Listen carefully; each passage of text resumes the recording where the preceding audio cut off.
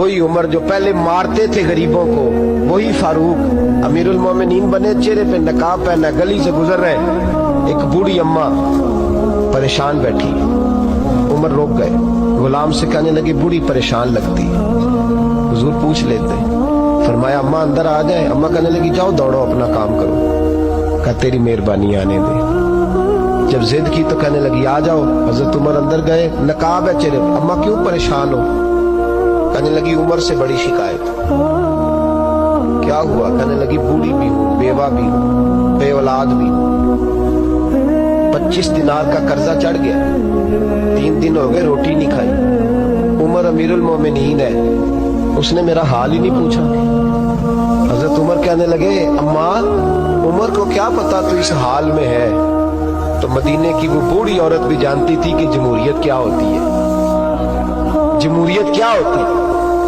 اماں عمر کو کیا پتا کہ تو اس حال میں ہے؟ تو وہ اماں بولی، کہنے لگی کیا کہا تم نے؟ عمر کو پتا نہیں؟ تو عمر کو جا کے میرا پیغام دے دو کہ حکومت چھوڑ دے، اس کے حوالے کرے جو غریبوں کا پتہ رکھ سکتا ہے، نہ ادھر ادھر کی تو بات کر، یہ بتا کہ قافلہ کیوں لٹا؟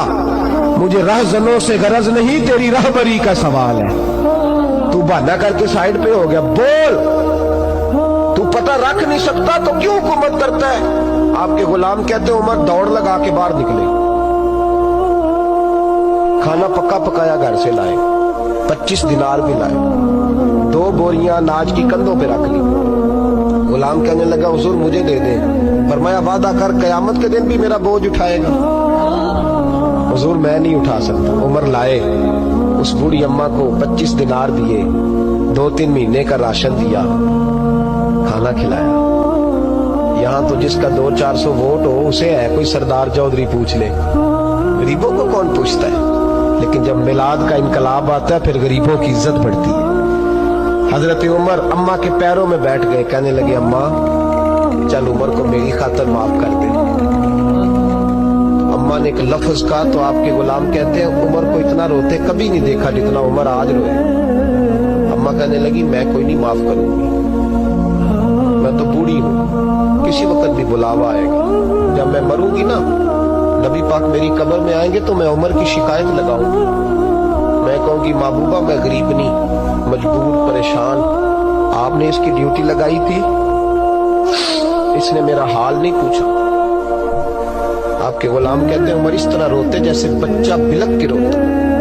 کہنے لگے اماں اس طرح نہ کرنا، عمر بڑا کمزور ہے، وہ بڑا کمزور ہے، وہ یہ شکایت نہ لگانا، عمر بڑا ماڑا ہے، حضور کا سامنا نہیں کر سکے۔ اماں کہنے لگی نہیں، میرا دکھ ہی بڑا ہے، میں عمر کی شکایت لگاؤں گی۔ حضرت فاروق اعظم منت کرنے لگے تو بوڑھی کہنے لگی چل تیری خاطر عمر کو معاف کیا۔ حضرت عمر کہنے لگے مجھے لکھ کے دے، اماں کہنے لگی تم لکھ دو میں سائن کر دیتی ہوں۔ حضرت عمر نے لکھا فلاں بنت فلاں عمر سے ناراض تھی، پھر عمر نے راضی کر لی۔ وہ اماں دستخط کرنے ہی لگی تھی کہ مولا علی شیر خدا آ گئے، حضرت عبداللہ ابن مسعود آ گئے رضی اللہ تعالی عنہما۔ اندر آتے ہی کہنے لگے عمر یہاں کھڑے ہو، میں سارے مدینے میں ڈھونڈ آیا ہوں، وہ ملک شام کے کچھ سفیر ملنے آئے۔ اماں فٹافٹ اٹھ گئی، ہائے یہ عمر تھا، عمر کے سامنے کہتی رہی۔ فاروق اعظم کہنے لگے نا اماں تو وعدے پہ قائم رہ، تو نے جو کیا ٹھیک کیا، سائن کر۔ اماں نے دستخط کیے تو حضرت عمر حضرت مولا علی شیر خدا کرم اللہ تعالی وجہ الکریم کو خط دے کے کہنے لگے علی گواہ کے سائن آپ بھی کر دو، عبداللہ بطور گواہ تم بھی دستخط کر دو۔ جب سائن کر دیے تو حضرت عمر نے رکا لپیٹا اور حضرت علی کو دے کے کہنے لگے علی مجھے امید ہے میں تم سے پہلے دنیا سے چلا جاؤں، جب میں مر جاؤں تو یہ رکا میرے کفن میں رکھ دینا۔